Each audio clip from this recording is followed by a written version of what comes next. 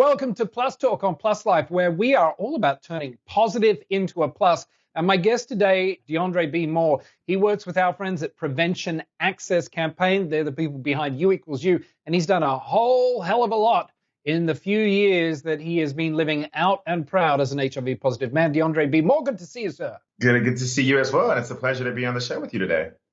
Well, I really appreciate you being here. When I say in the intro, you really did turn positive into a plus. I mean, you were diagnosed young, your family, everything. What did you know about HIV at the time of your diagnosis? Oh my gosh, pretty much nothing. I grew up and born and raised and still am here in Texas. And if you know anything about the South, it's very conservative. I'm in the Bible Belt, and we got pretty much little to no education around sexual health and wellness.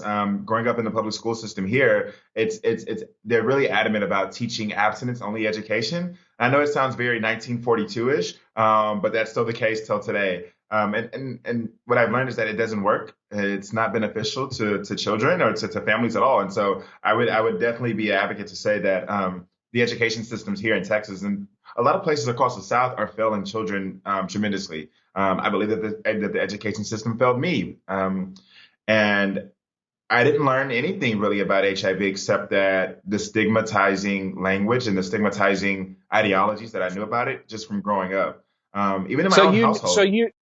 So you knew it was if you get HIV, you die, and it's a sinful thing that gay men get, and it's a dirty man's disease. By the way, the teaching abstinence thing, I don't get that. Like, hello, please. Anyway, that's a whole other show right there. But speaking about that, like, and saying you're in the South and all of that, a lot of people would be fearful. Your mother has sort of became your champion and your support system. Was it always like that? How was it coming out to your family about your HIV status? Gosh, that was the most scariest thing for me. I was nervous about coming out to my mother about my status. Literally almost a year before coming out about my status, I was a senior in high school, and I came out as a gay young man. And, it put a hindrance on me and my mother's relationship. I'm the baby of the family. I'm a mama's boy and all of these things. And so it kind of caused a strain on our relationship because I grew up in a conservative, very religious household. And so one of my biggest fears was to have to come home and tell my mom that I was HIV positive. And that became my reality as a freshman in college at 19. And so I just remember driving home about 3.5 hours to go home and tell her that, her baby is now HIV positive. And her initial reaction was that she looked at me and she said, I told you that this could happen. And I was really afraid that I was thinking in my head, like, this is it. Like, I'm about to really lose my family. They're going to shun me.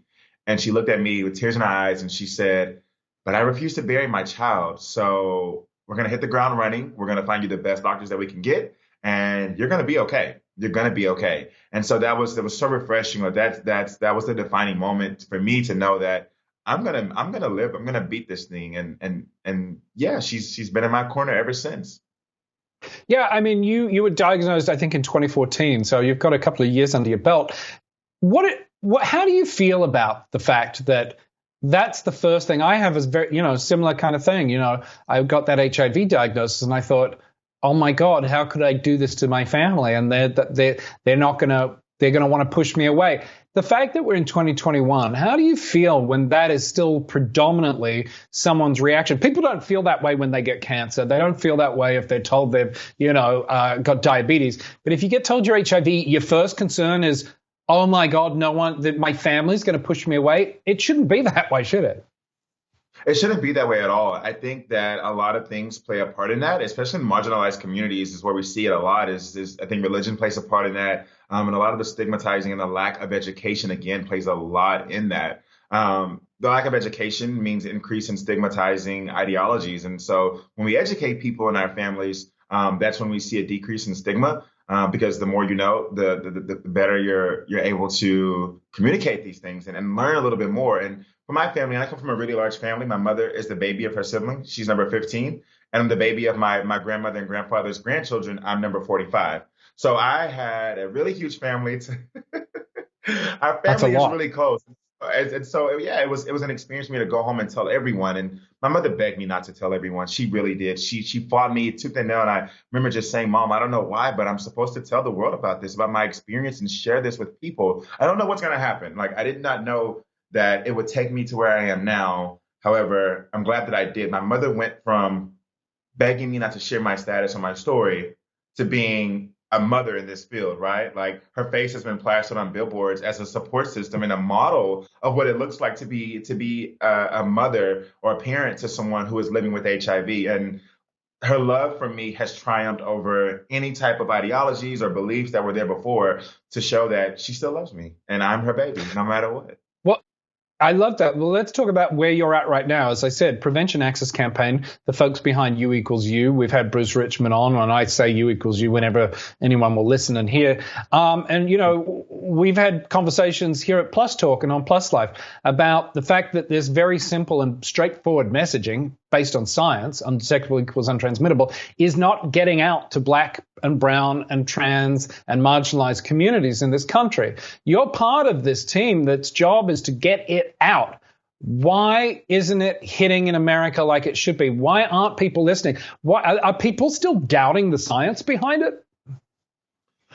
You know, I don't think anyone can argue with science, right? I mean, I think that it's kind of funny because where we are right now in this phase of COVID and things like that is one of the things I laugh at all the time is that people are always willing to listen to Dr. Anthony Fauci, right, as it relates to COVID and all these things.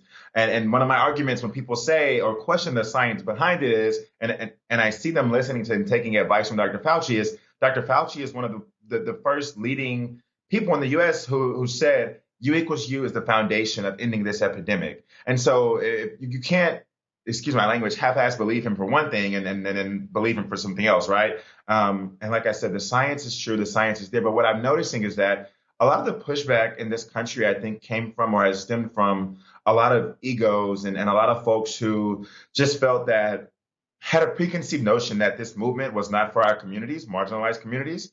And I think some of that stems from this fact that U equals U, the face of it and the founding person of it, other than our steering committee members and the ambassadors who were here from the very beginning, Bruce happened to be a white cisgendered man who was in this field, right? I think that had it been someone like myself or a black woman or a black man or anybody else, it would have been taken a little bit different. And I stand firmly on that. But hang on, but we're there now. But sorry to cut you off for a second.